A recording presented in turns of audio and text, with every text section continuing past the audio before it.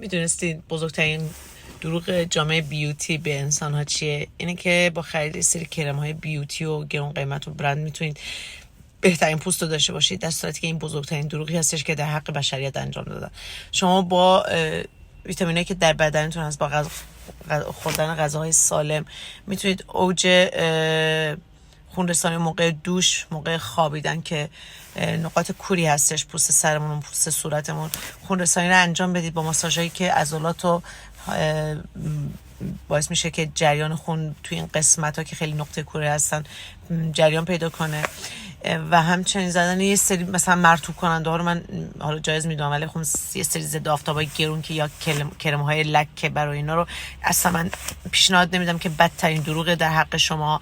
بهترین گزینه اینه که شما آرامش داشته باشید. دم و بازم که الان جدید مد شده، بهترین روش آرامش رو داشتن خونرسانی به کل بدن برای رفع